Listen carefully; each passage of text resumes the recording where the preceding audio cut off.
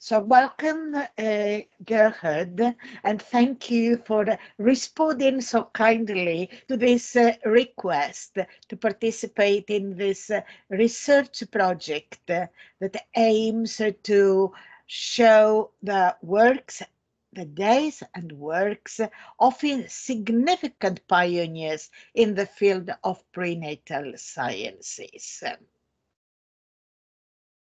Yeah, thank you, Olga.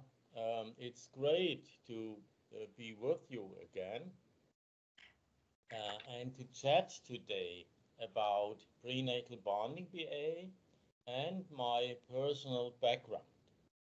Thank If you. you if you ask me, who am I? My answer is I'm a physician at the core of my heart, a physician with two eyes, two ears, a good nose, and an open mind.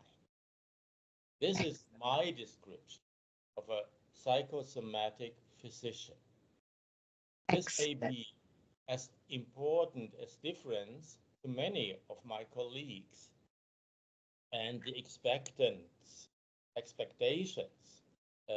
of most patients. You see, I'm not a natural speaker of English, so please, I apologize for any difficult words I use. So, medicine is mostly focused on dysfunction and how to repair the deficits. And I want to go a step further and say, I also want to know my style of physician. I also want to know what has led to dysfunction and what were the conditions under which an illness surfaced into the biography of a patient and why couldn't he cope anymore? So the contextual conditions of illness always include the personal history. And so it is not just about repair.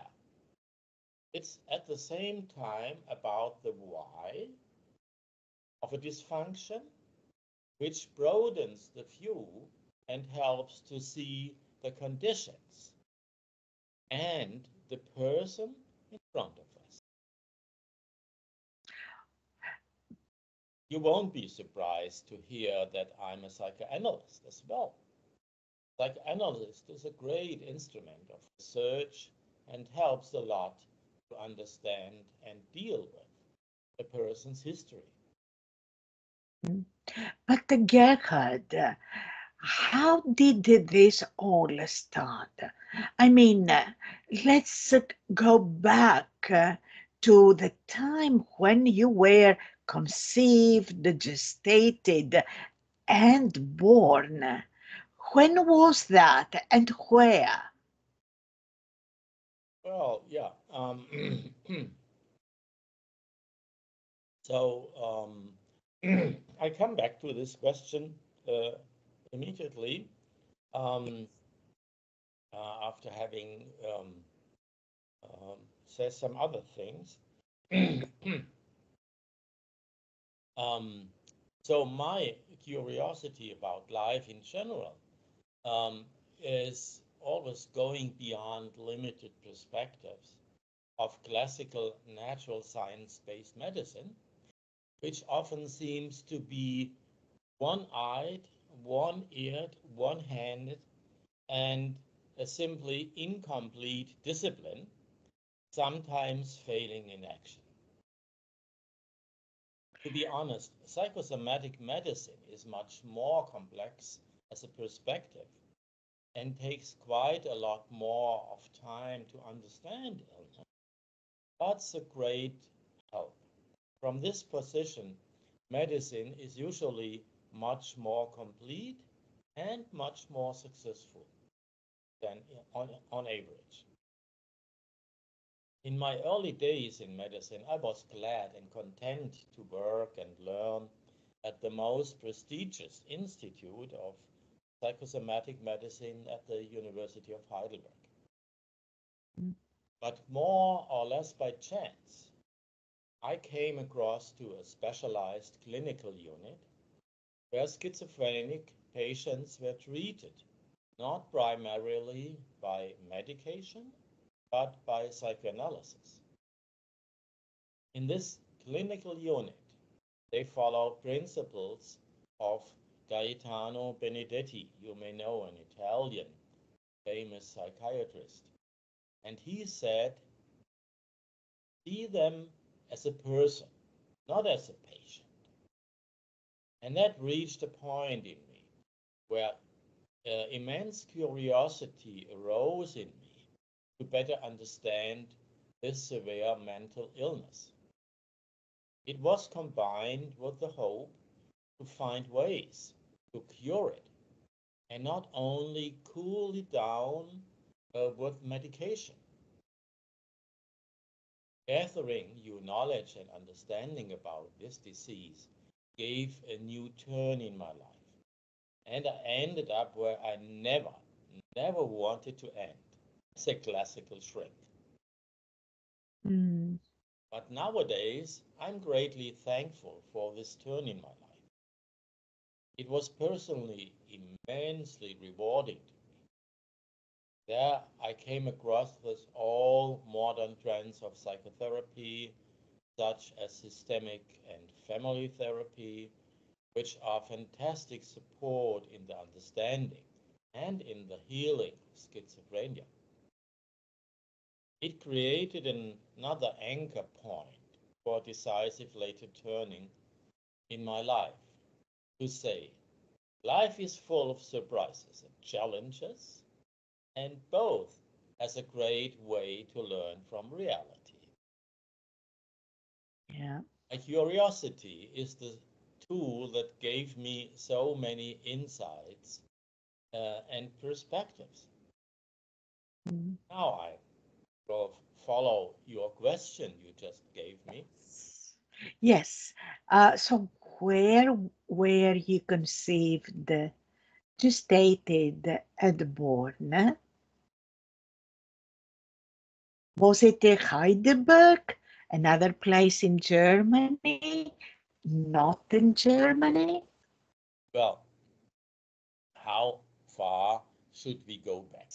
I'm born exactly 3 years after the end of the Second World War, which ended in May 8, 1945.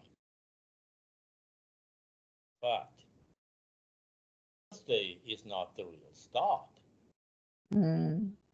My parents conceived me on August 2nd in 1947 in Glücksburg, Mm.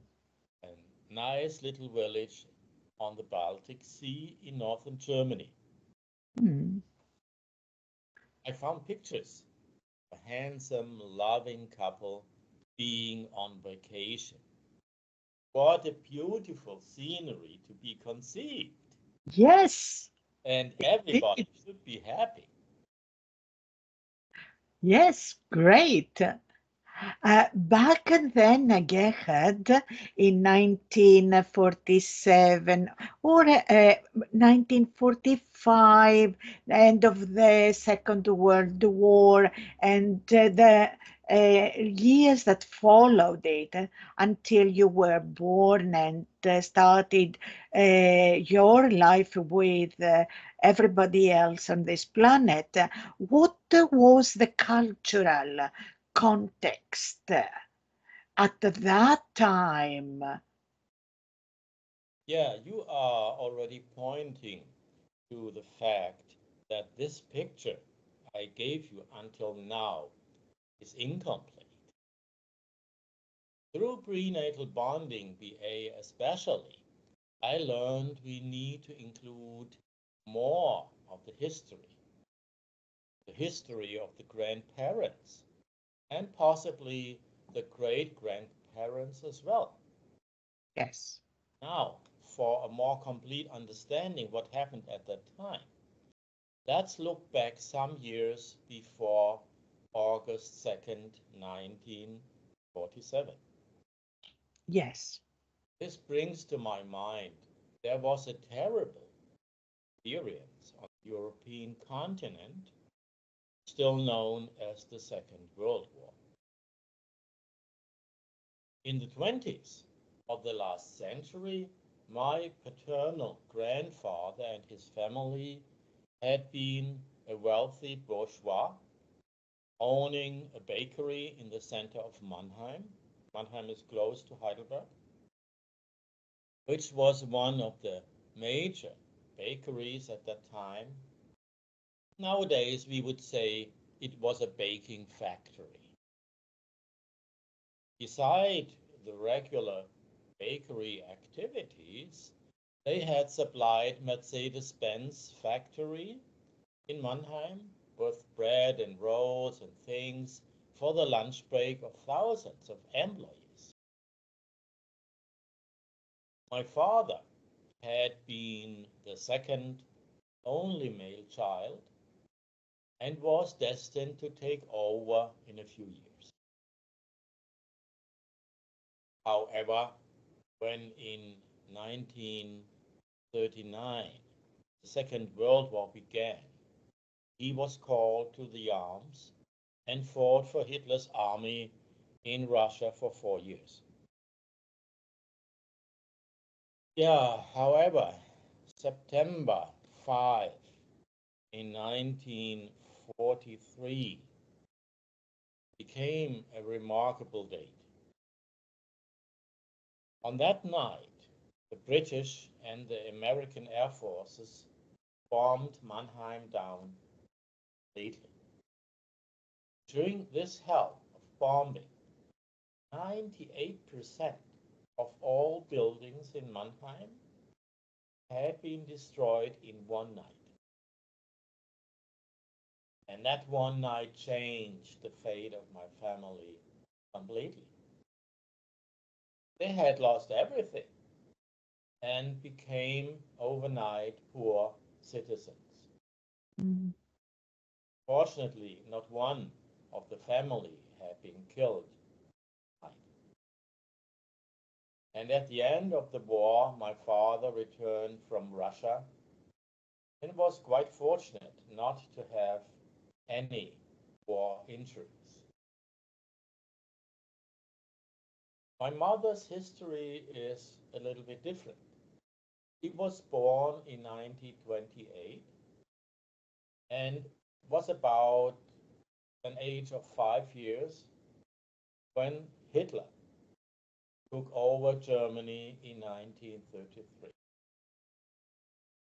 So her childhood and the youth time had been deeply marked by the 12 years of the Nazi regime. My grandfather, on the paternal side, was not involved in the political system nor in war activities. He is born in 1892 and he was responsible, in a responsible position to supply Mannheim with electricity at that time. And after World War II, he became the director of the tramway system in Mannheim, which had been completely destroyed by the war, and he restructured and rebuilt completely the system and expanded it to areas out of Mannheim. He and my mother lost my grandma Josephine.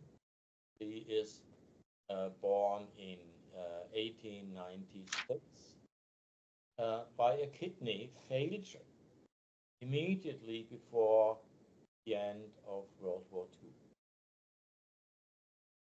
And this had a deep impact on my mother, who was at age of 16 at that time. Mm.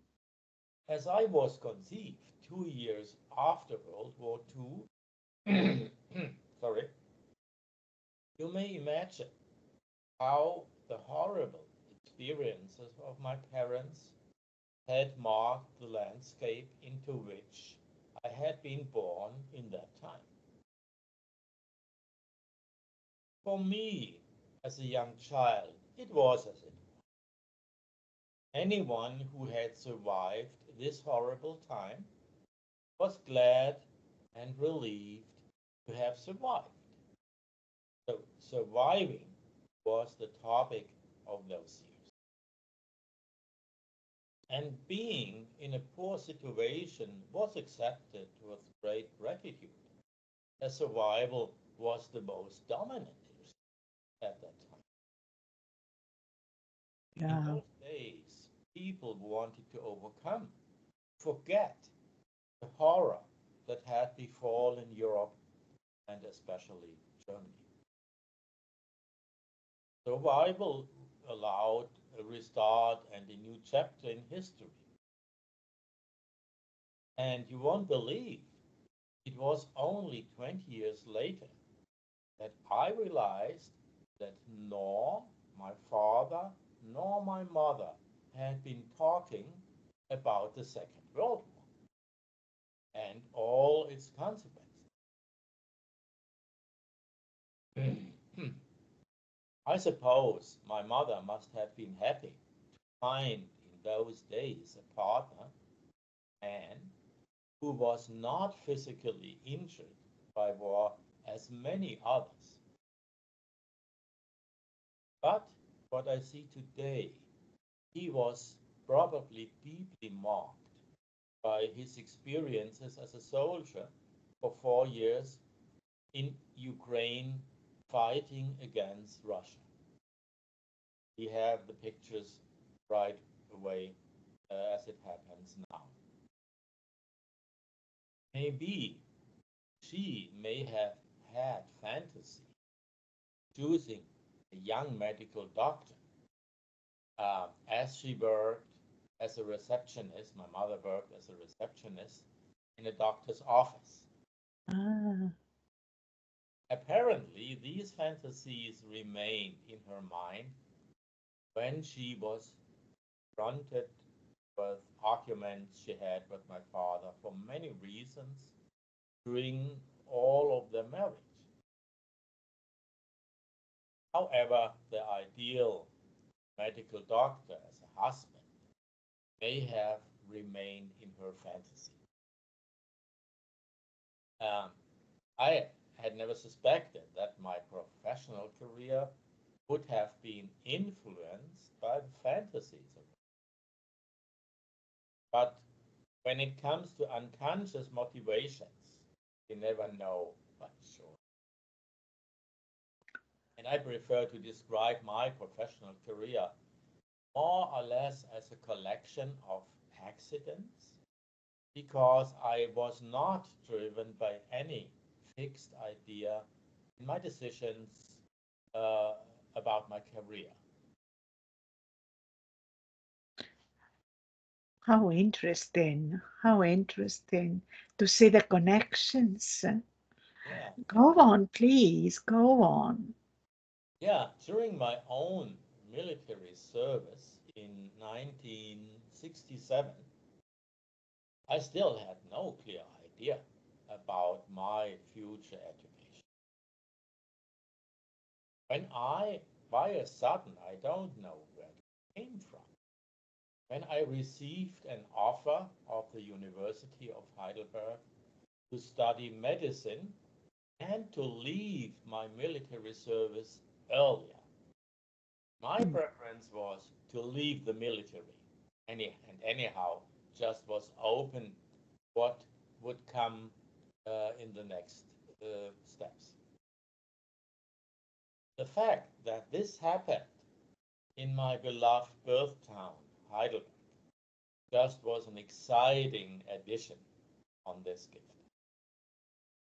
So I left the army, and until this moment, I had been the child of rather conservative parents, not aware about what was happening outside the family.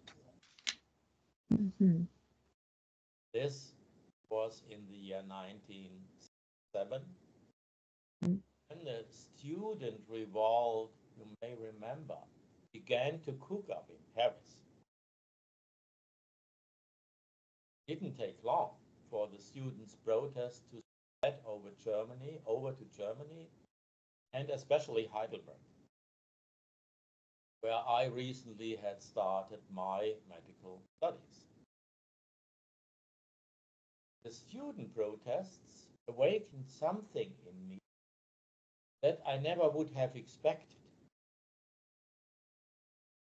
I began to understand that the protest was directed against an old authoritarian structure in a society that still had its roots in the old Nazi regime. Mm. From, from that moment on, I felt vitalized, really vitalized, but saying I had been numbed in before by my family traditions.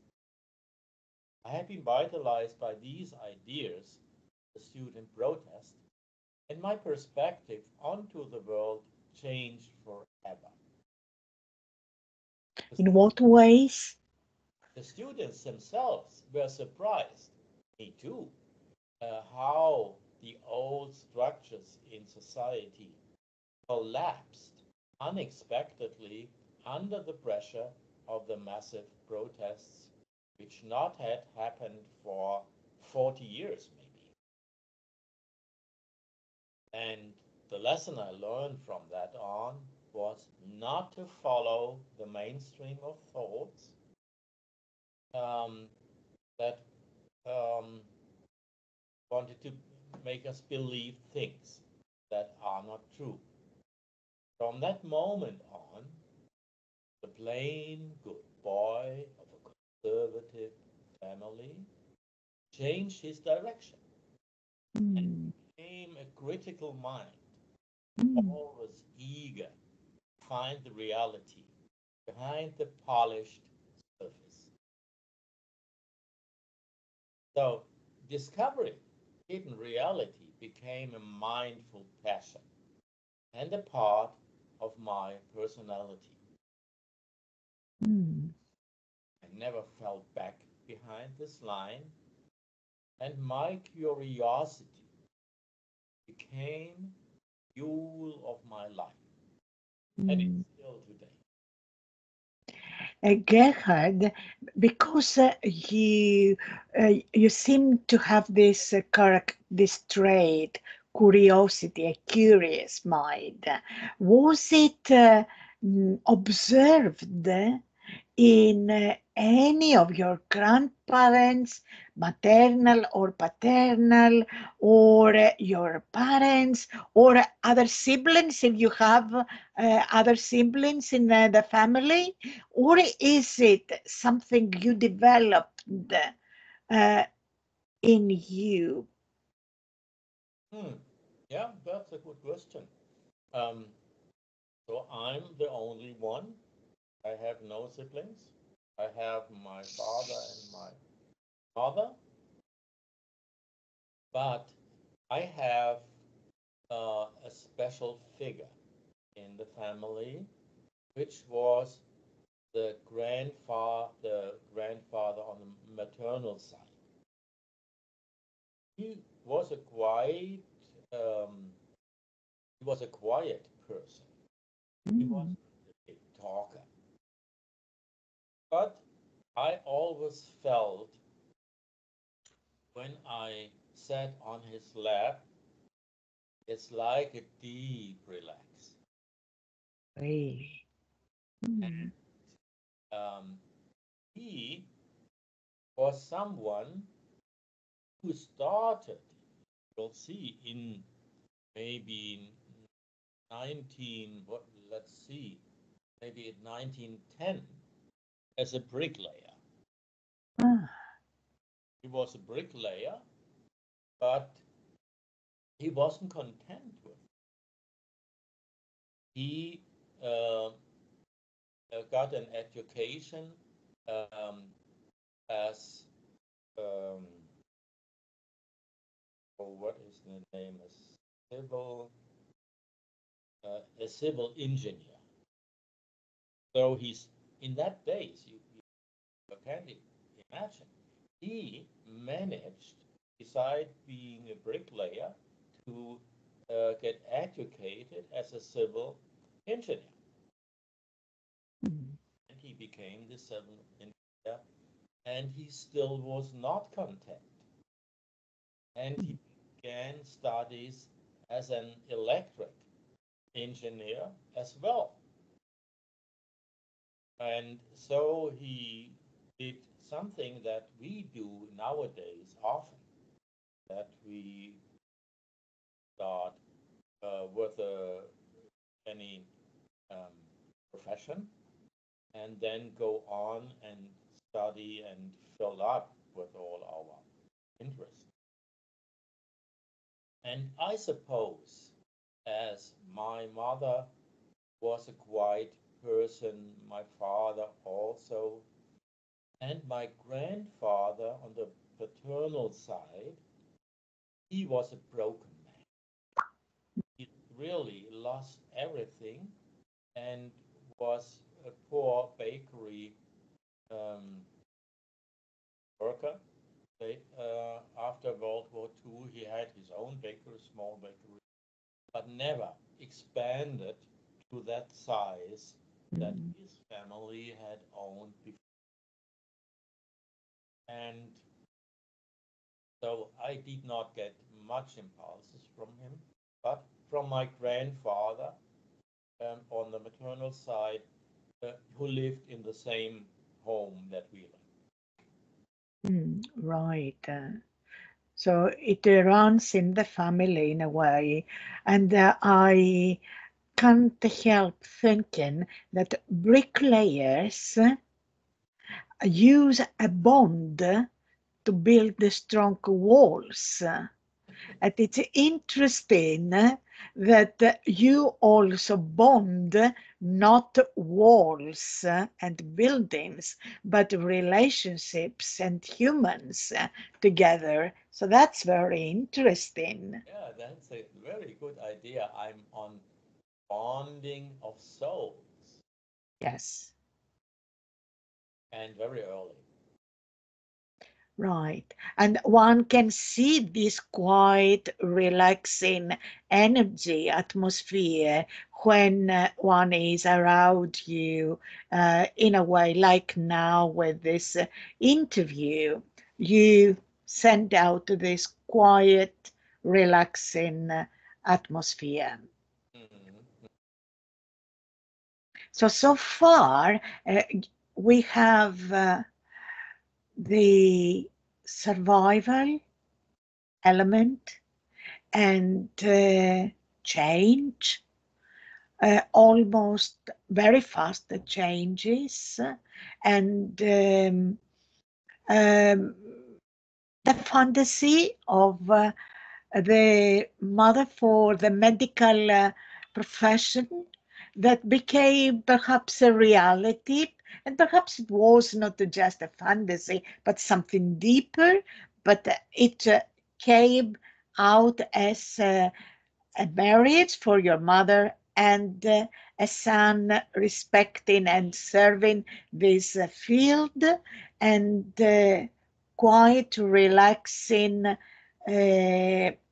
attitudes which allow for critical mind, discovery, questions, and curiosity that lead to the discovery of new understandings and what is behind the realities, and a decision not to fall back with the old that may collapse or has collapsed, but move on with the development.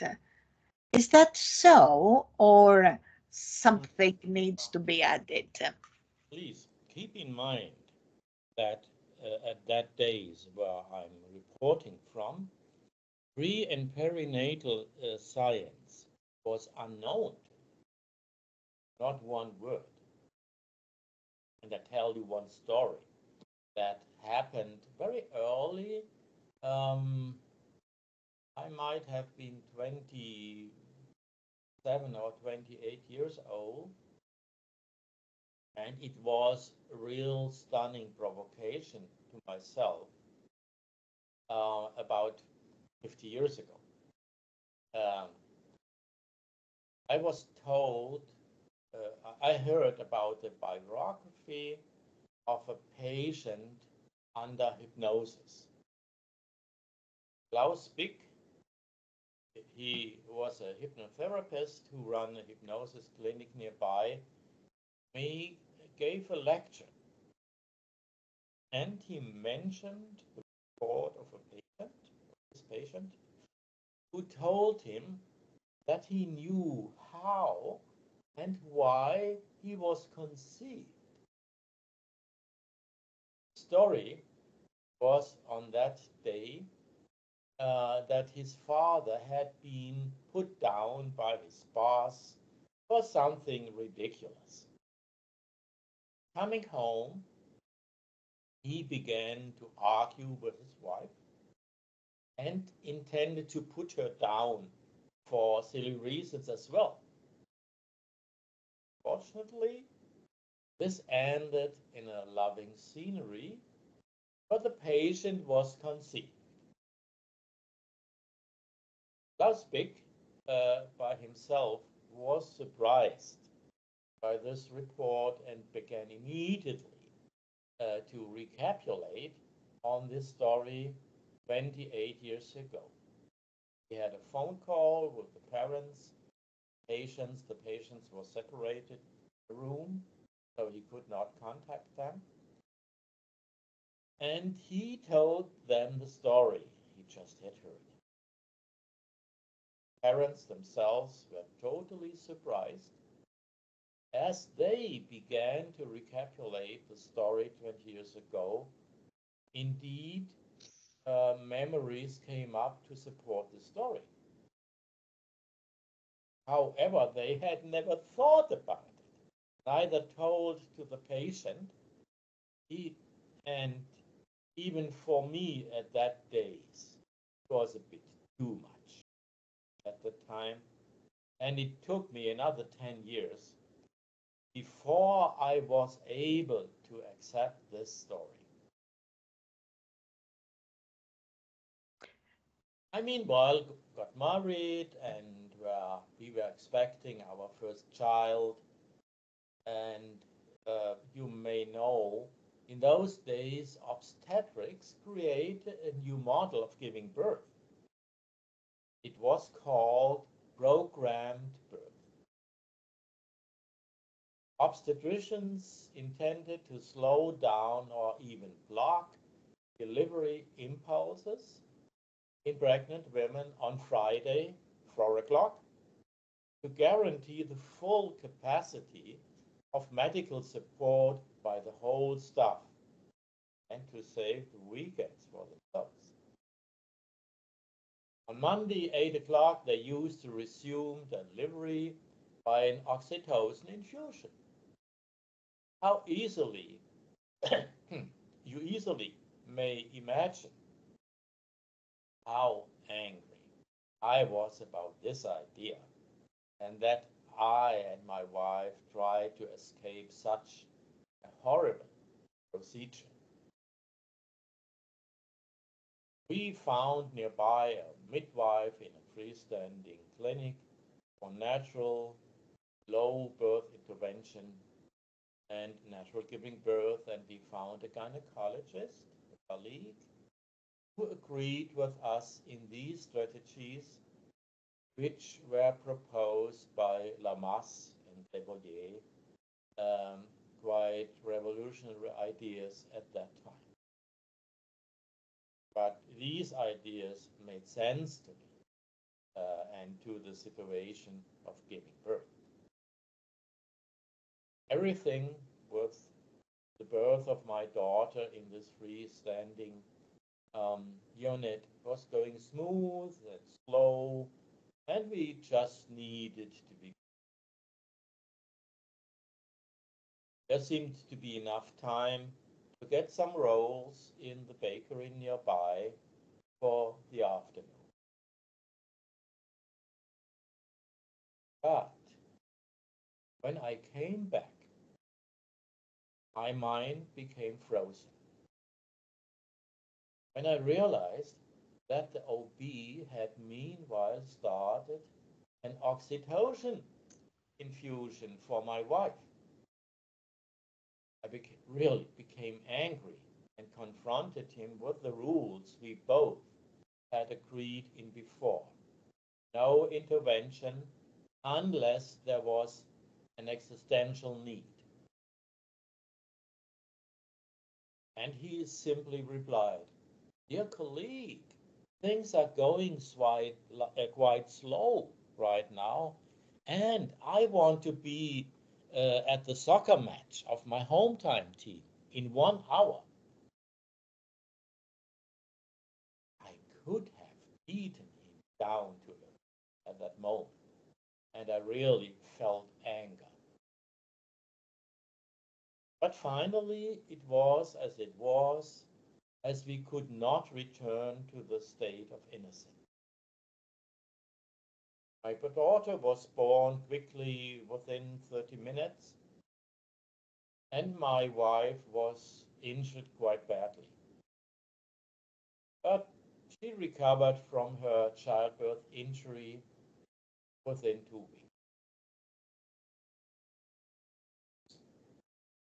But let me tell you a story that came up much later.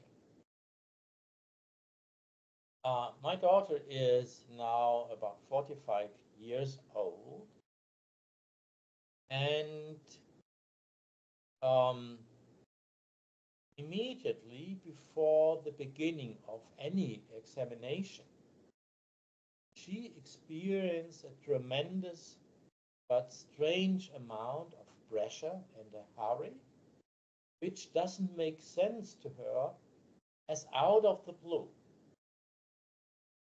And it's quite likely that her body remembers what happened at her birth, the overdose of oxytocin for no reason.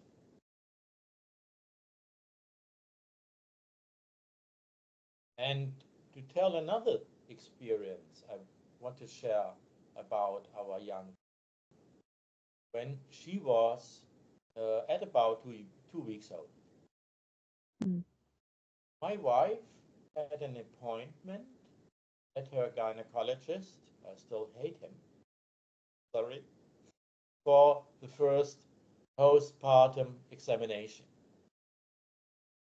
She had well prepared to go out by nursing my daughter, bringing her to sleep for the next few hours. So I was not concerned in any way. When she just had closed the front door to leave, I heard my daughter waking up again and crying. Or primarily, I felt puzzled, not knowing what a young, breastless father uh, could do to regulate the situation. And from my psychoanalytic training, I was aware that babies of that age would not be able to communicate their needs, nor would I be able to understand her, at least as the object relation research of René Spitz had made us believe in those days. You may imagine that for some moments I felt helpless.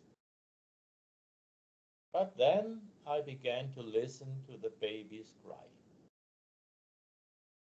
My intuition told me what to do. I took her up, carried her around the apartment. She gazed at me and was quite happy. And we had fun until my wife finally returned. Since that day, we never experienced any cry baby and I, never experienced any hindrances in our communication. She always told me clearly what she needed and what wasn't good for her. And I succeeded to understand with her and without any words beyond all other psychoanalytic theories. Mm. And But my how, Gerhard, how did you, what was it that directed you to psychoanalytic theory and understanding and involvement, although in those years, perhaps there were other directions for you to follow. What was there a special person, a special event, or a special experience? well, you see, that's a part of my character.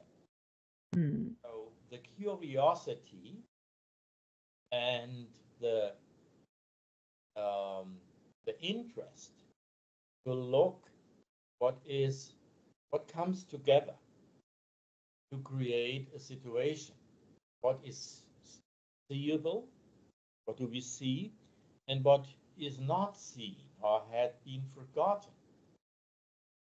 And Hmm. that is something that happens in psychoanalysis. That people with whatever kind of illness consult me, and at the beginning, nobody knows what's on and what has happened. But to look at the person, to look at her behavior, at her motivation, at her words, her movements, and all the signs a person is giving. This is something that fuels me, that interests me. So to see the person and the whole perspective behind the person, how the person had developed. Hmm.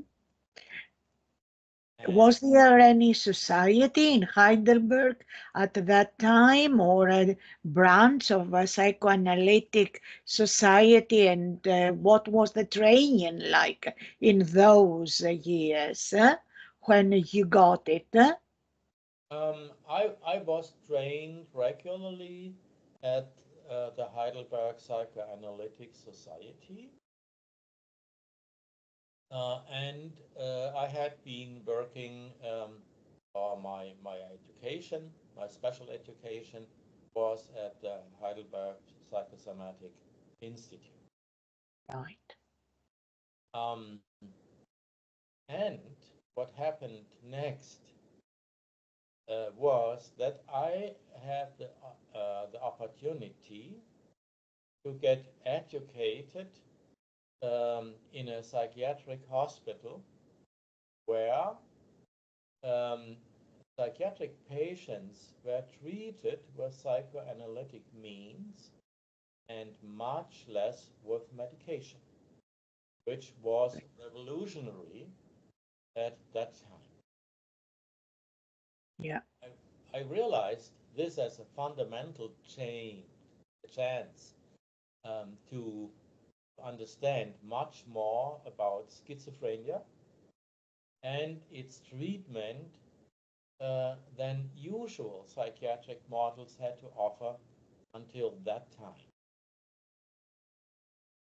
Was, and it is, still today, mainly the treatment with neuroleptic substances, not the attempt to understand the sometimes bizarre behavior of schizophrenic patients, Mm. using different kinds of psychoanalytic approaches like family therapy as well as systemic therapy shed a lot of light into the understanding of what is happening with these sometimes severe behavioral deviations. Mm. I was completely fascinated how the model of Gaetano Benedetti worked out as a sufficient tool to regulate and understand on the symbolic level the sometimes real reactions of, Mm. and I nourished great hopes in me, still going on today, that the treatment and research of schizophrenia would once be capable to not only understand but also handle this severe emotional illness in a respectful, sufficient, and human way, in addition to any drug treatment which might be needed. But to tell the difference, um, the dosage we needed and we used for neuroleptic medication was only 10% of the average doses given in other institutions. So mainly our psychoanalytic um, holding function and the treatment and family therapy and all those things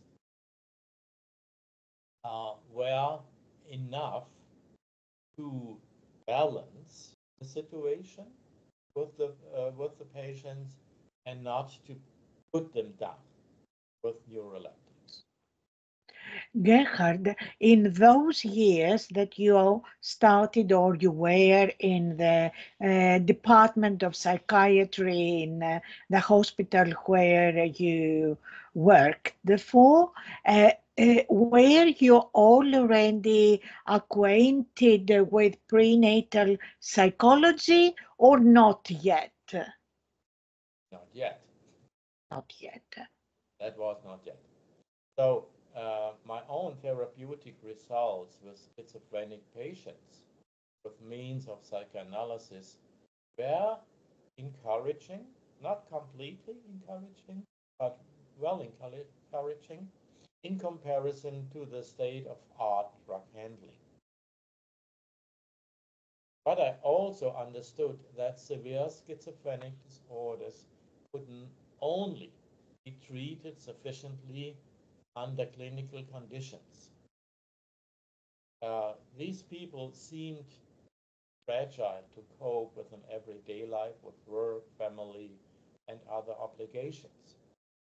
And at that time, however, uh, I had not the faintest idea about pre and perinatal science. Keep this in mind. And it was clear that we had a difficult situation as um, out clinic treatment of schizophrenia was not organized at that time and could not follow all the principles that we developed in this unit. So, yeah, and something else, it was about me, not about the patients. After 3.5 years of intense and exciting experience, other topics came to the forefront in my life as the completion of my education as a psychiatrist, as a psychoanalyst, as a group analyst required initiative and action. I decided to set up my outpatient clinic in an area where psychoanalysis and psychotherapy and psychosomatic medicine had been largely unknown. Well, As I had been the first medical psychoanalyst in this field, being responsible for 1.5 million people, and it became clear that this huge number of patients could only, not 1.5 million patients, but the area um, uh, population. 1.5 million people, and out of that, patients needed to be handled by I and my medical colleagues. In particular, general practitioners, that was a good movement at that time. General practitioners were interested to learn more about psychosomatic illnesses that were most often seen in their offices, which is in most medical offices somehow denied. But it was a good movement at that years, and we very soon saw the reality, and we decided to create a network of general practitioners, of other medical specialties, and my outpatient clinic, all being interested and curious about psychosomatic medicine. Needless to say that there was a specific need and interest in psychosomatic education. So I finally founded Arbeitskreis Psychosomatik Vorderpfalz, which is an educational institution for psychosomatics training, especially for medical colleagues being at the forefront of medical care. And over the past 35 years, more than 700 colleagues from the Palatinate have been thoroughly trained in psychosomatic medicine. The message of psychosomatic thus has been deeply rooted in medicine and influenced at least one generation of physicians in my field. Yeah. So I intended not to build up a psychoanalytic institute, but go more flat to the services, to the medical services, and bring this idea of psychosomatic to everybody. Right. It's, you can't imagine that was not everybody, but I reached out to about 10% of all of those colleagues of my area, and I developed a certain new perspective in medicine that was spread over many.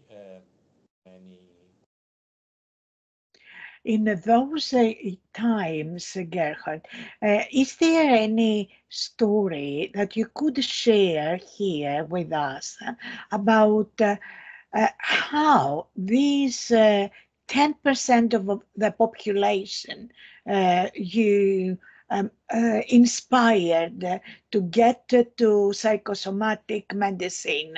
What did they bring to you before and after getting to know what new you communicated to them?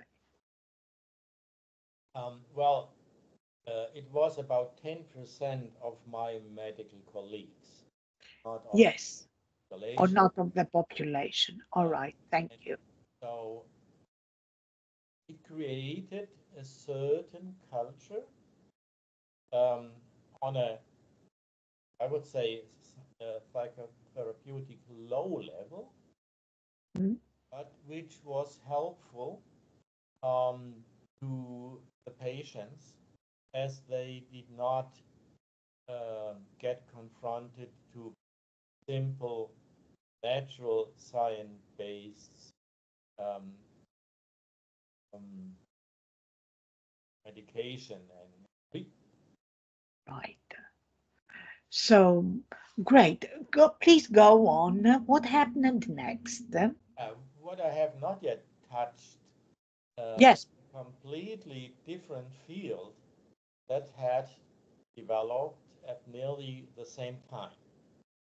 So we have the psychosomatic branch, and then we, at the same time, um, I was somehow interested, somehow only.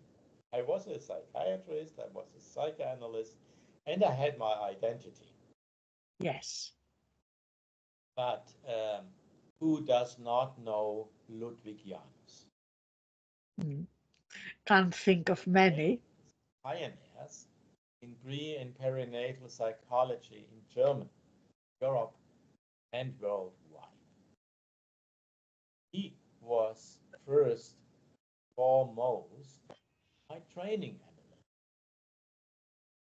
In addition to my psychoanalytic education, I was always interested in his research, in his publications, and in his congresses of ISPPM, which allowed me to get a network with other pre and perinatal researchers. In the course of time, we not only became dear colleagues, but good friends as well. And maybe I was his most faithful follower in psychoanalysis out of the Heidelberg Psychoanalytic Society. In these early 90s, he had invited me to a presentation of the Hungarian psychoanalyst Jenő Rafai, who was given in Mannheim. Mannheim is close to Speyer, where my institute is. And this first presentation in about 1992 stroked my interest in a decisive way because I primarily understood Raffai's intentions first and foremost, as we both had the same interest and research experience with schizophrenic patients. I had later learned that Georgi Hidash, Raffai's training analyst, also had done research on schizophrenia. So there were the three of us with with a deep psychiatric background. Mm. What completely sparked my mind was the hope to deepen the understanding of schizophrenic disease and to point out a strategy to cure or at least avoid conditions that lead to this severe illness.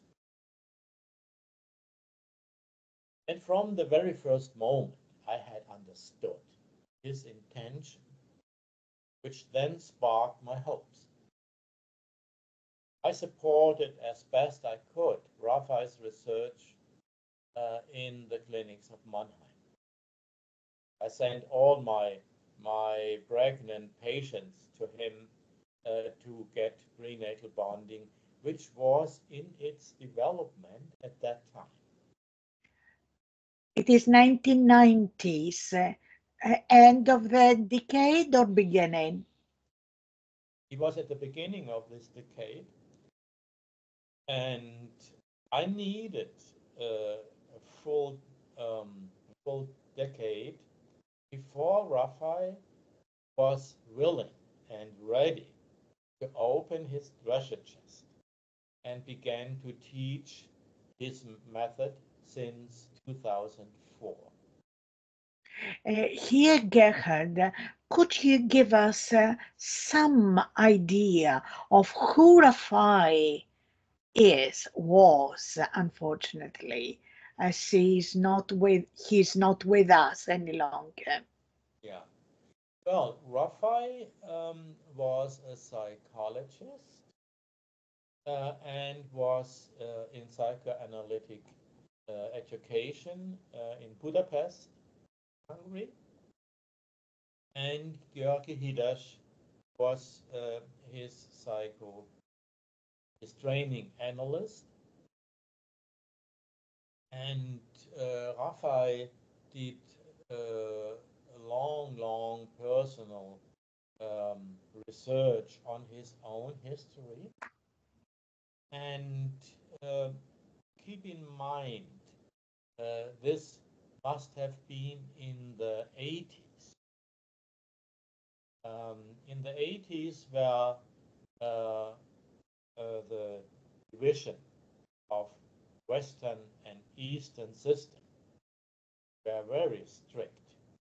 And there was the Iron Curtain, and can imagine probably there was no web at all. There was no laptops or computers or anything like that. So the knowledge that was available in the Russian influence area was a complete different to what happened in the US. As you know about Thomas Verney and David Chamberlain, who had started at that days their research in a different way. To go back to Jenny Raffay, he did really thorough, and remember, Hidash, his training analyst, was a psychiatrist, psychoanalyst, and a researcher on schizophrenic experiences. So Raffay could deeply dive into psychoanalysis in a way that might have been unusual at that days. And he found out that he had lost a brother, a twin brother. And he experienced in his psychoanalysis all these experiences of the time before he was born, how his relation to his mother was, and how his relation to his twin brother.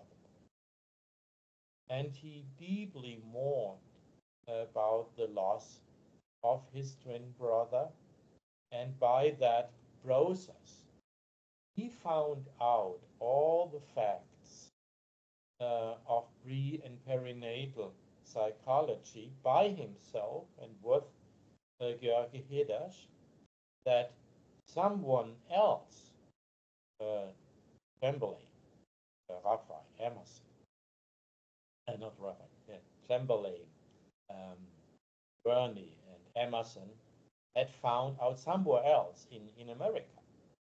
So at the same time, the same information popped up in Hungary and in California. It's not only one thing that happened like that. Yes. Many things pop up at the same time, somewhere on Earth, in some situations. And so Raphael was furnished with all these pre and perinatal knowledge when he began to work with schizophrenic patients at clinic. And he had lots of experiences about the very early experience those patients had in the womb with their mothers, in the family later. And he suspected that this early period, and that is my idea as well, that this early period is decisive to the emotional and rational development of a person.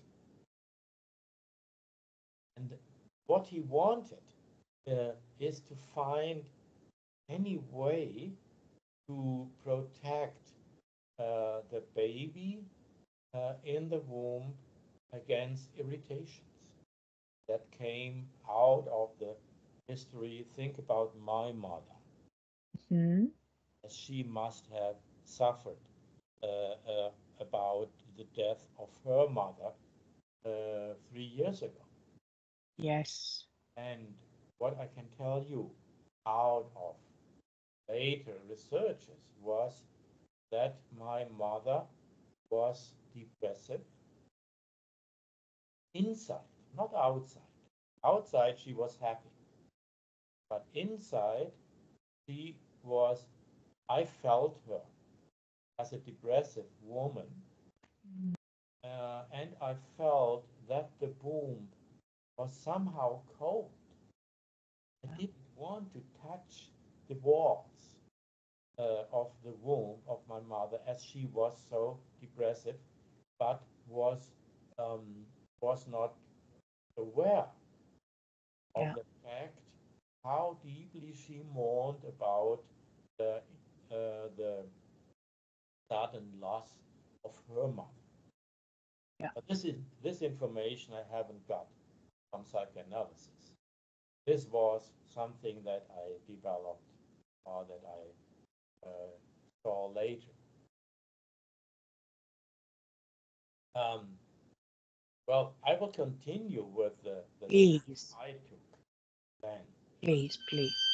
Well, I met Raphael in 92, and I followed up with him. We had meetings every half year or every year, and we discussed theories and how to handle things. Uh, but I only got pieces from it, small pieces. I was so eager to get the whole thing. Yes. And but I had he was very um, serious in his work, and he didn't want to share anything complete before his system was complete. His system was full, so he uh, invited us together with Ludwig Janus in 2004, together with my wife, is in the pre and perinatal field as well. My second wife. I must say, I had one marriage where I received my three children, and later on, that happened in about 2000. I was divorced, found Hannah, my second wife, who is the second searcher on this. So your first wife name is, Roswitha. say that again? Roswitha. Right. And you have two daughters, since you mentioned that.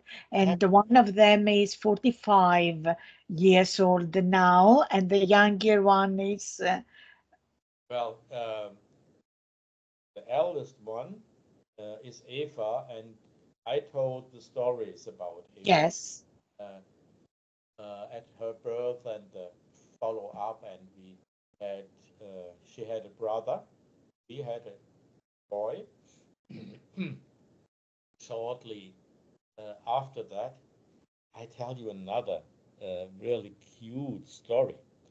Uh, please. the Victor, the brother of Eva, was born about 14 months after Eva. Eva had been nursed all over the time, never saw a bottle, and she walked into the room where Roswitha and Victor were. First time she saw her brother, she went to the bed, took a bottle, and put him the bottle in his mouth. Ah, Had never seen a bottle. uh-huh. So she intuitively understood that's something to feed him. Right. And she was 14 months. So things that really blew my mind. That's just a short story. Yeah. So Victor and Eva, and then what is their field of interest now? Eva is in which field? Medical field, research, other? She had a long, long way. She primarily wanted to study medicine. Hmm. She is quite talented in arts. You see the picture uh, Yes, in the back yes, of my office? That's yes. something she created, and I was so fond of her capacity to be an artist. So I tried to direct her to get an artist. Uh, Right. However, she decided straight away medicine. Uh-huh. Wanted to learn medicine as her father, uh, as she was quite a bit identified. But later she saw it's not her way. She became a teacher of art and of French. Ah, Her own decision to work on, and the third step, she finally became psychotherapist. right. So it follows, the same pattern follows bricklayer and then civil engineer and then electroengineering and then you start with the medical profession and you go to psychoanalysis and then to bonding analysis and your daughter starts with medicine, goes into history of art or teaching art and French and then psychotherapy. So it's kind of Yeah, repetition of something. right and left, and well, Yeah, it is as life is. yeah, Surprises, full of challenges, and yeah. chances to learn. And she's quite young. You never know what the direction she's going to follow later on. And Victor? And Victor is working also in medicine, Mhm. and his younger brother Max, Maximilian, his name is the same name as that of my grandfather on the maternal side. Ah, right. And so they both are working in medicine. Um, yeah, And but how did you meet Anna? What brought you to Anna? What was the linking we item? visited seminars on pre and perinatal psychology and found that we have the same perspective. And even I was hesitating for a while after my marriage had broken up. I was fed up and didn't want to deal with women at that time. But she was constant and followed me, and somewhere the ignition came.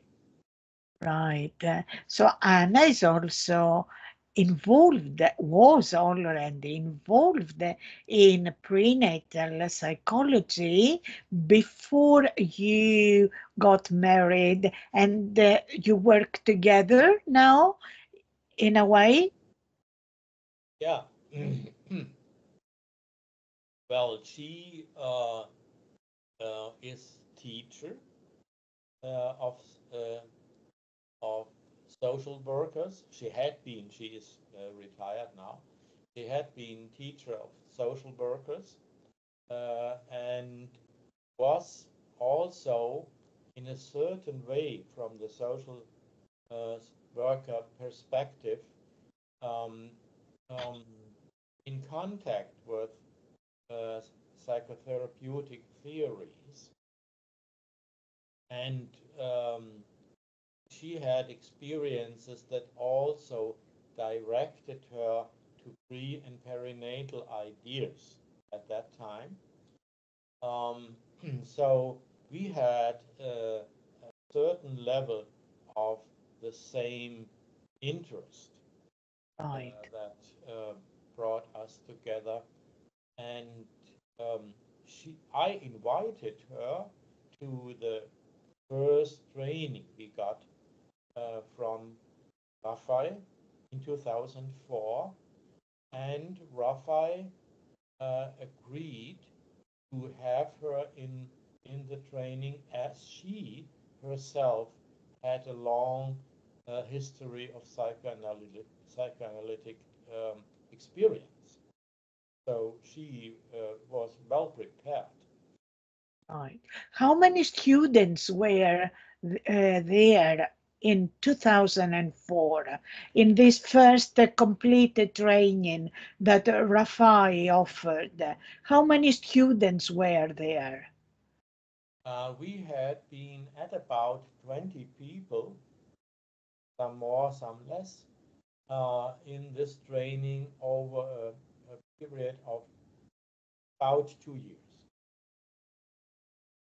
And it was the very first training that Raphael gave together with Ludwig Janus. Um, and be aware, the time of 2004, it wasn't completely the same when he presented it um, as it is today. Right. As we together developed step by step and by exchanges of the experiences, what a very important piece in his training was, he did not only invite psychoanalysts and psychotherapeutic people, but he also allowed midwives and osteopaths and other um, people to participate. And that was a great decision, as this brought our mind all the knowledge that midwives uh, bring in to giving birth, which a psychoanalyst is not aware of. And thus, there we created such a strong and complete foundation, Mhm. natal bonding BA, which not had happened in Hungary before. And Yeah. this is a real um, good start for this method. So you started getting into the depths of Bowden analysis, and then what? Yeah, there is still one story that has not been told. Please. Yeah, it was in 90, so there are parallel developments running at the same time. Ludwig Janus invited William Emerson to Heidelberg, where William gave his first lecture in midst of the Heidelberg Psychoanalytic Society. Even though I had been exposed to many pre and perinatal information by Ludwig Janus, the lecture of William Emerson was to me like turning on a light in a dark room. What he had told and demonstrated to us such created such a deep calling in me that I personally decided a training of many years, which he offered in Switzerland and the US, together with Carlton Terry and other teachers. And after the first training weekend or training week, I urgently called Ludwig Janus to consider to be part of this training. He finally decided to follow my call, and also being educated by William Emerson over a period of 8 years. Not only were my colleagues of psychoanalysis, but also fighters at the forefront of perinatal psychology in Germany, Switzerland, and somewhere else. It was close to the end of the trainings with William Emerson that I finally got the offer to be one of the first to be educated by Raphael and Hidash in the method of prenatal bonding. And again, it was Ludwigianus who organized the trainings together with Raphael and Hidash. You know, he is such a great soul to put together all these aspects. From that moment on, all the different branches, from the moment of my education with Raphael and Hidash, all the different branches of my experience I had gathered culminated in the understanding, in the comprehension, what Raphael's method could bring to us.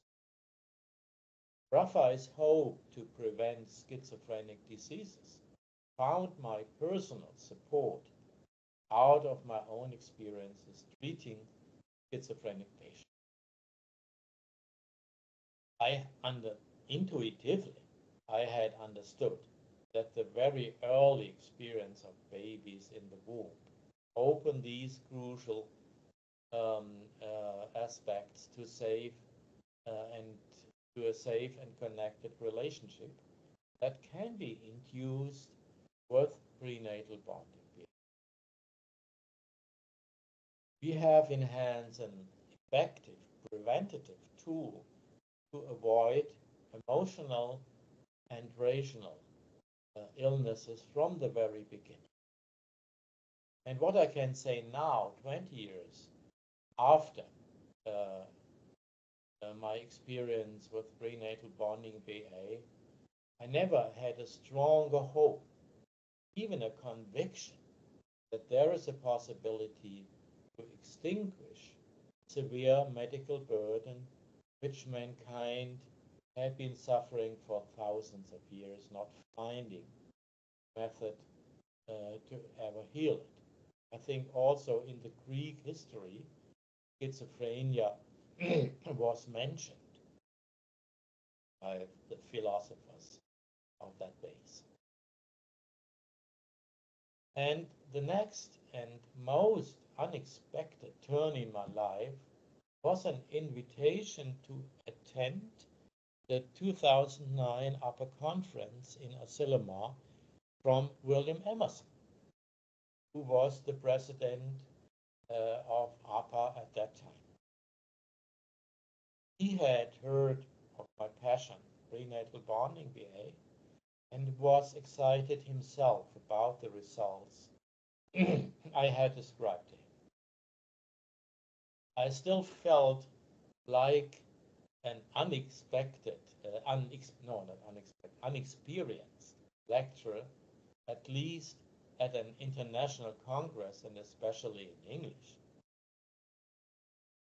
But William did not allow me to resign and had given me a lot of support in my first attempt to present a new method in a foreign country, in a foreign language.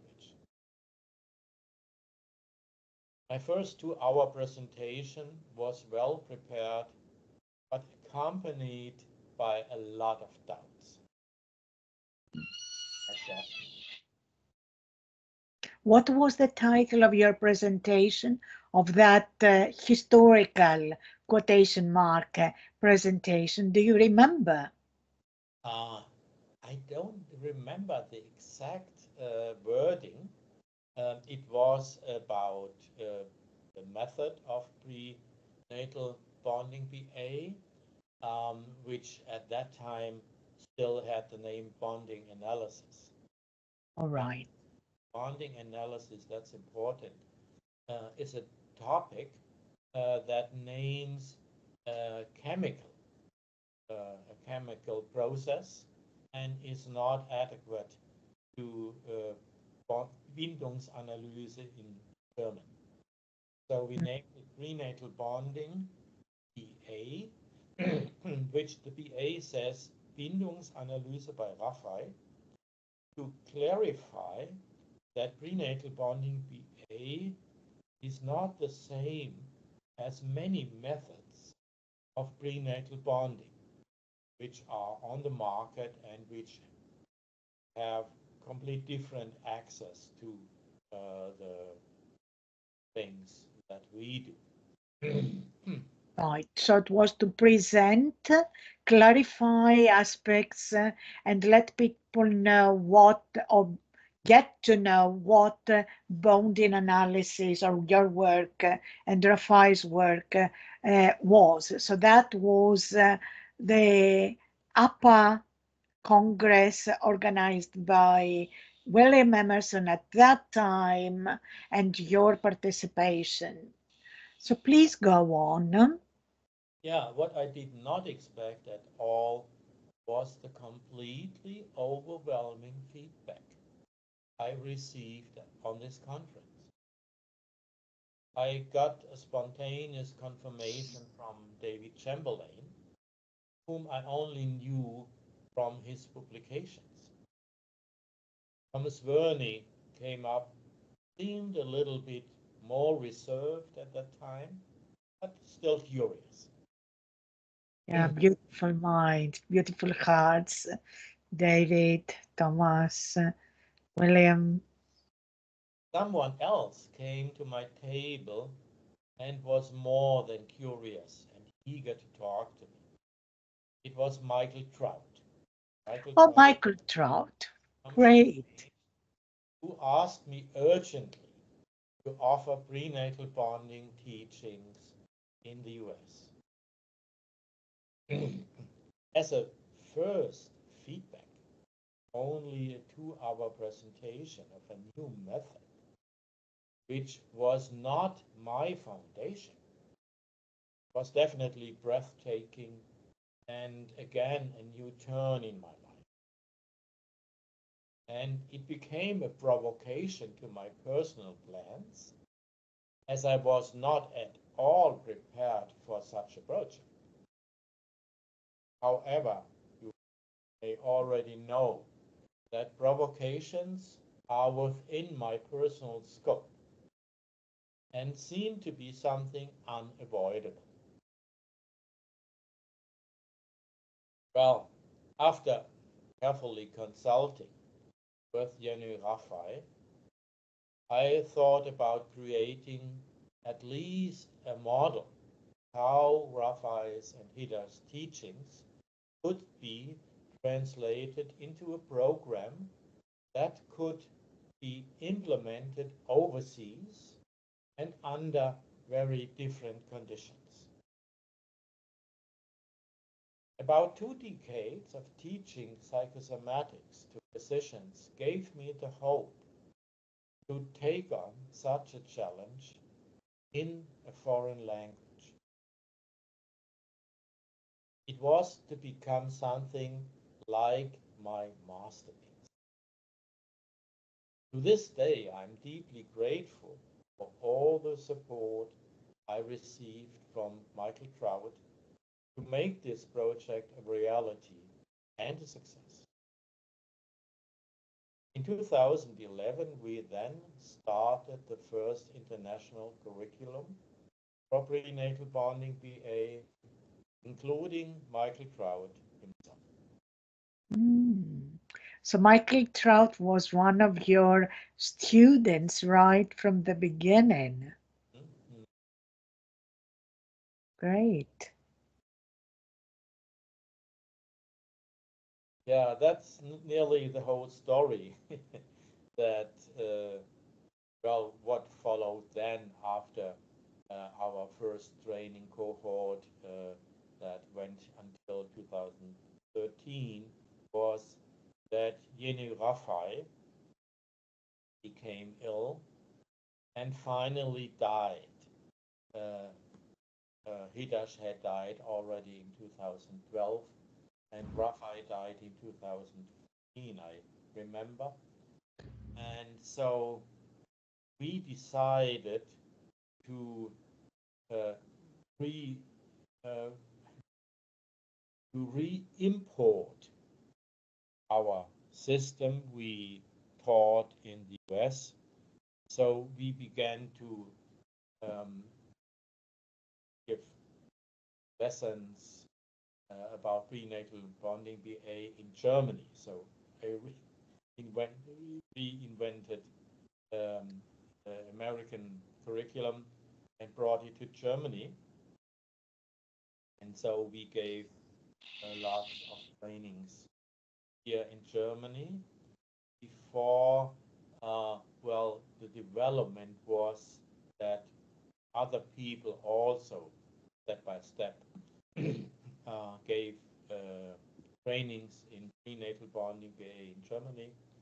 So we could switch back to the US and international trainings as we do a training, the third and I think the last one.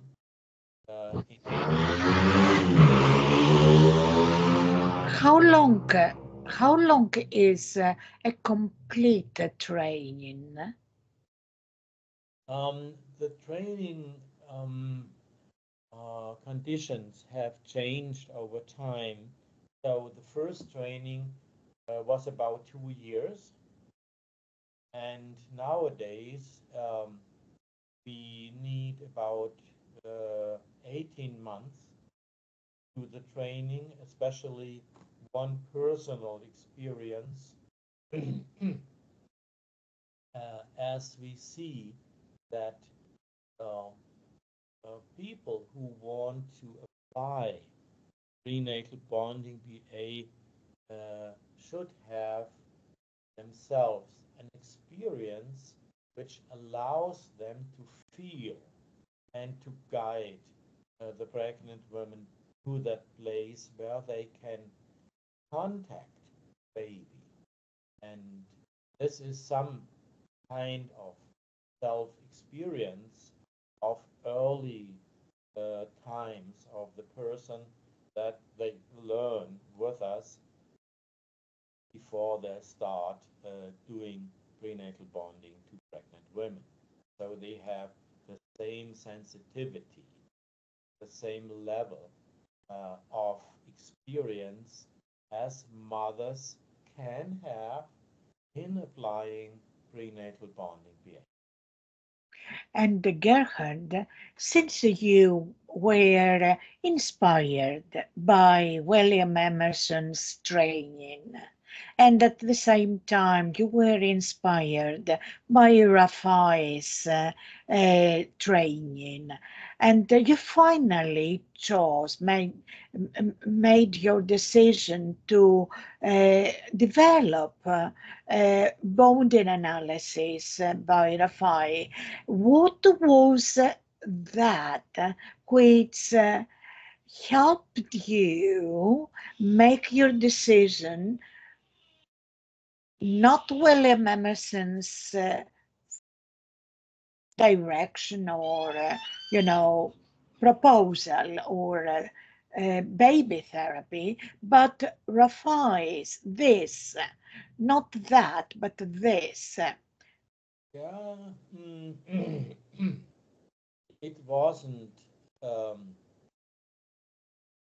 it wasn't a decision by my mind. It was as it happened, and I saw the importance of Raphael's message and Hidash's message, and I wanted to bring it to overseas, to the US, as I was supported and invited by Michael Trout.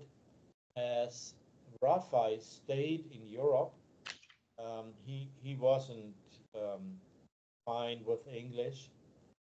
So he stayed in Europe. He spoke Hungarian and German as well, very well. And he trained those people in Germany, Switzerland, Austria, which now are about 120 or 140 people offering this method in Germany and in Europe. And Right. I more or less specialized by the situation. It wasn't a rational decision, but more answering to the needs that were. And Gerhard, uh, when was it that you started being involved in a research? That What led in a research? Because you have put your hands to research as well. When was it, and what helped you or urged you to turn to research as well? Well, I had been a researcher in the field of psychosomatic um, in early days in psychoanalysis, and it was clear to me as a medical person, uh, natural science based medical person, that all these ideas that Raphael and Hidesh brought to us, and especially the results. Just keep in mind that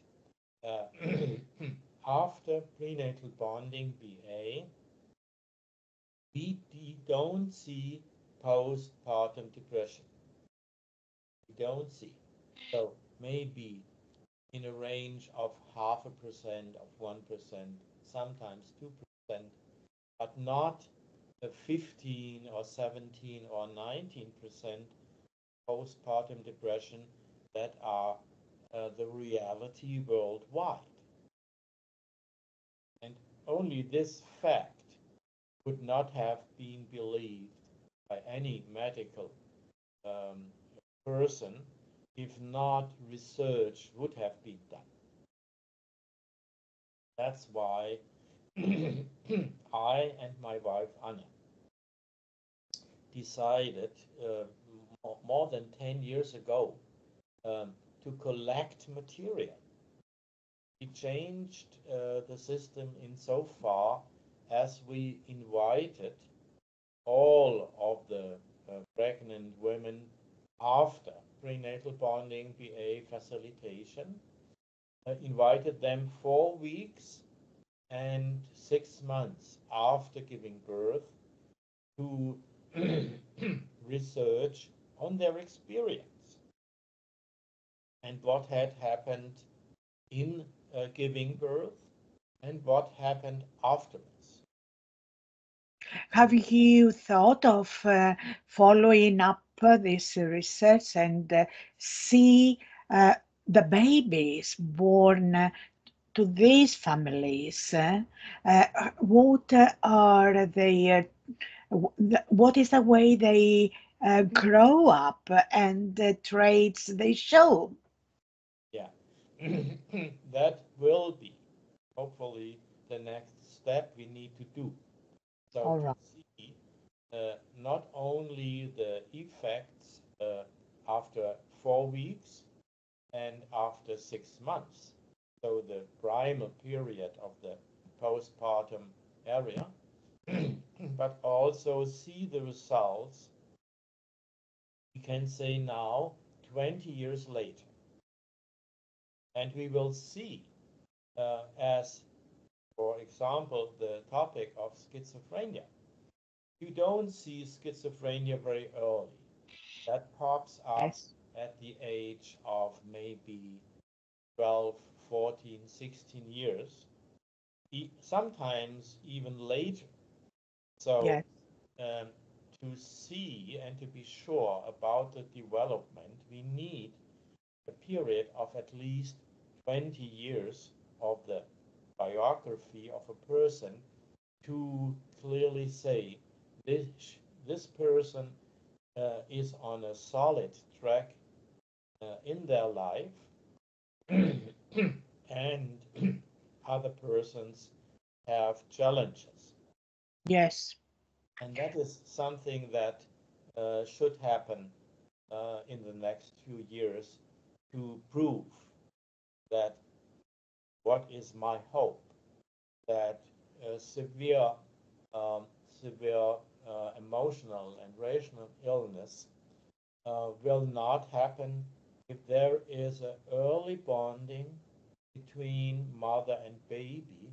And what I want to say definitely, we must keep in mind a baby is a person from the very moment of being conceived. And to react to this person as early as anyhow possible is the tool by which we save um, those babies from emotional and rational illnesses. So this brings us to another interesting question. So far, we have you have made it very clear that there is a hypothesis that uh, serious psychotic situations like schizophrenia or other serious mental illness can be a thing of the past if the prenatal this bonding analysis is applied, or at least the trend is like this. And also, you mentioned another very important finding that no matter the age, uh, no matter the form, from the zygote to the newborn, the baby is always a whole has got an existence. So, what are some of the other not yet told serious important findings after so many years you work in this field? Well, mm, primarily I would say the failure uh, of psychoanalysis is that we had only had our interest on one generation. Mm. And this uh, this aspect of Raphael's prenatal bonding BA told me that we need at least two generations or even three generations to still impact the baby in the womb and to give the mother tools to digest and to sort out her own history over two or three generations. Takes off the load from the baby, and the baby has a new start without all these loads of history that happened to the parents and the great grandparents. So, for example, babies sense that maybe the grandmother had been brought down by soldiers and had been a victim of sexual assault. This is still something that the baby feels. It doesn't know, it feels. And it's a burden that can be avoided if the mother understands and maybe has her own mourning about that. Mm-hmm. So it's out of the system and is not anymore a load to the baby. As the baby, is my experience, looks right into your heart and knows everything, which sometimes I'm jealous as a psychoanalyst, as babies know so much from their mothers, which I would never get to know as a psychoanalyst. So this is a reality that we must keep in mind, that babies are emotionally connected to their mothers and fathers and siblings uh, and their history. So all the impact of the generations before is something we must keep in mind, understand. And if you just to have a actual political situation, the United States are such a rich nation. They are such well educated. They have knowledge in a way that many other countries don't have. And I give you the question, why the hell are they considering to choose a president who himself says he does criminal things and he is a liar? Why could people decide to give him the power? I don't understand that. Decide that there is some load in behind the history of the American population that directs them to maybe such a decision. And if you go to Trump's history, you may understand his behavior nowadays. Yeah. Yes. Psychohistorians have uh, given us some tools to look at the history of nations, and you can also perhaps attempt or consider writing a book about the impact, this transgenerational impact of what is and does not stop being at the end of our life, but continues to exist. So, what are the messages that you would like to share with the younger generation of practitioners or health professionals? I mainly would say um, keep in mind the baby is a person from the moment of being conceived. And the soul um, is the decisive part of what is connected between the sperm and the Mm. egg. And it may bring up difficult ideas to think to think this way, as um, some pregnancies are not wanted. The data say that about a third of all pregnancies are not wanted.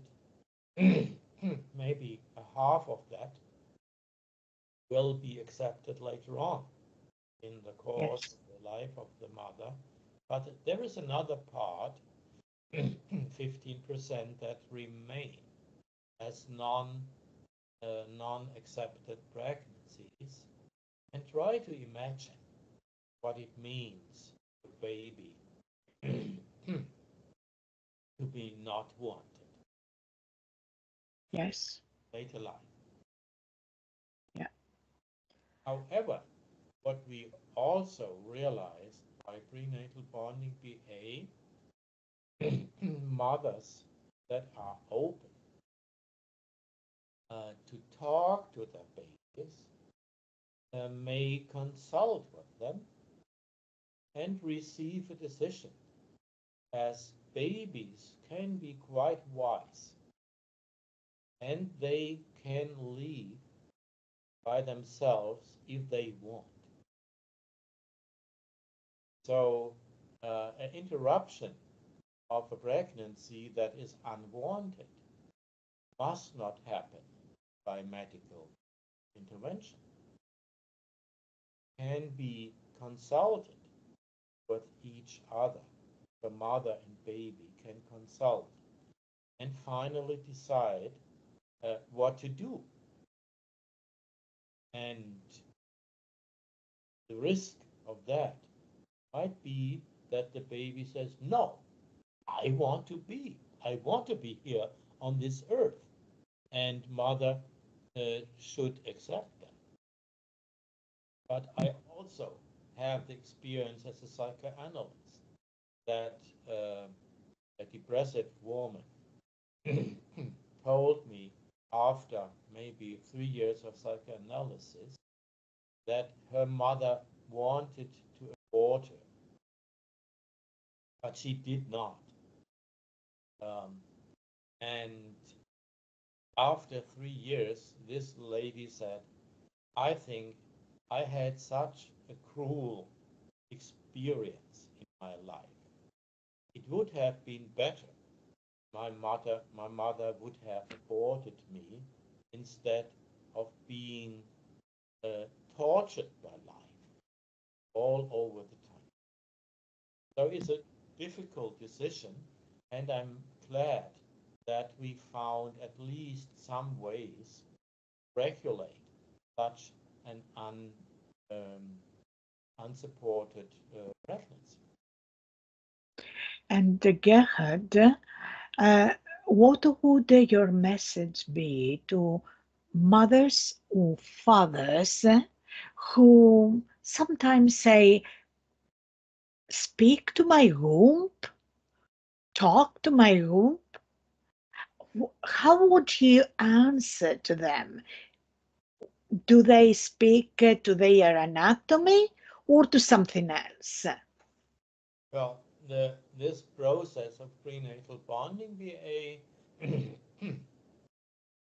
is something where people go to a deep state of relaxation, uh, which makes them able to sense body feelings, and through body feelings, they are able to sense the baby in the womb. And finally, mother and baby find their own language to, uh,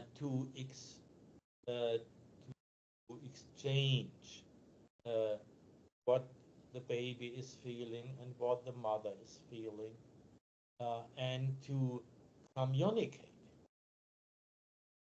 Just recently, I had a case where the father was involved in the prenatal bonding session and he participated, also got to the relaxed, deep relaxed state, and he and the baby communicated. So on that day, the baby decided to talk or to communicate. It's not talking, it's not words, but to communicate with his father. In the next session, the father wanted to repeat that. But the baby said, I want to stay in the arms of mother. Mm. So he was with the process, but he was not the topic on that day. So the baby regulates himself what is adequate for the moment, what he wants to do, whom the baby wants to connect, and what wants to share this or that. Great. And what about the stakeholders or the decision makers, governments, ministers, people who design processes in maternity hospitals or other services or sectors, public sectors? What would your message be to them? Hmm.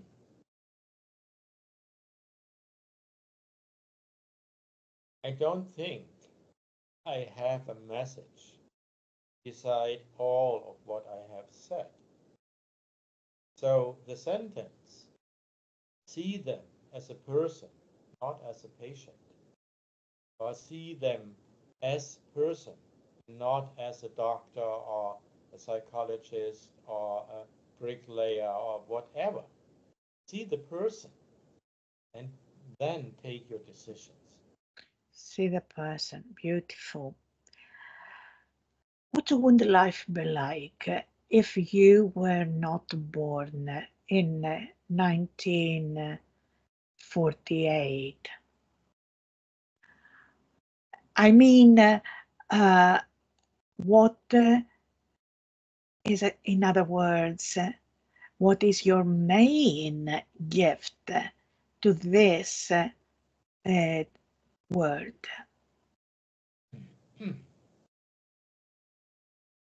Well, the main thing is that we are all interconnected and that we, if possible, see each other as individuals